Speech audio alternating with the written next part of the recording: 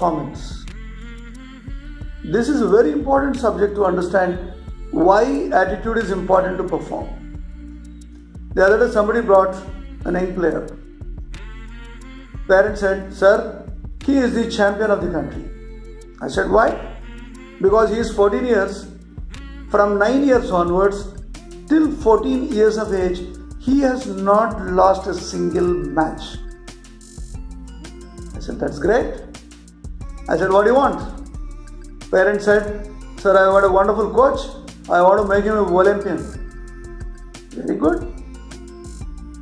And they also asked me, what are the chances that this boy will make it to Olympics? I said 20%. They laughed at me. Why? Because this boy has not seen a single defeat till now. That means he has developed an attitude only to win. It's not attitude to win. He's thinking winning is happening, it's going to continue. But the problem is, the moment this boy is beaten by anybody, and that's the end of his sports career.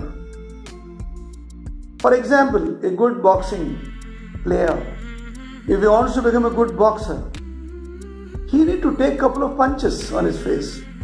He should understand how a good hook feels and how you really get knocked out once, how it really happens on body, what happens to you actually. So having taken punches, it is easy to punch others.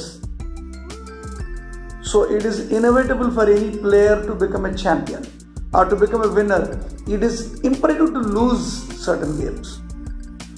Is there any champion in the world who has never lost? Has Roger Federer has never lost? He lost many times. John Berg lost. Everybody lost. So that means one has to lose to become a champion. At the same time, losing doesn't mean whenever you play you are supposed to lose. At the same time, you must understand why you are lost.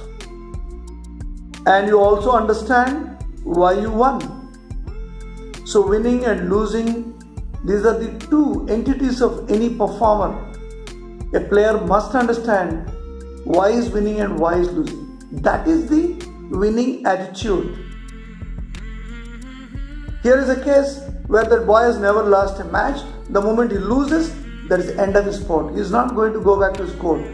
He is going to get upset, he is going to get stressed, and he will not probably like to see the court again. So not losing any time, it is not going to improve his temperament and his attitude towards winning.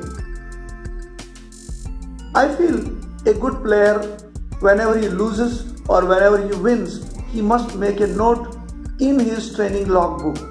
He must write, why did I lose today? Was the mat slippery? Or did I hit too many double faults in case of tennis? Or the opponent was too stronger for him?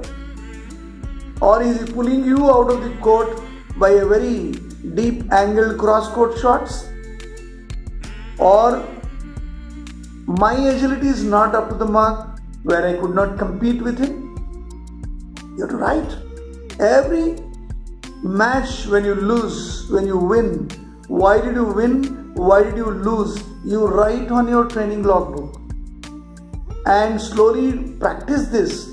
Over a period of time, you will understand the formula of winning and also the formula for losing. And you can correct one by one. You can discuss with your coach and you can train yourself to overcome these problems. A psychologist cannot help you in this regard. A counseling cannot help you.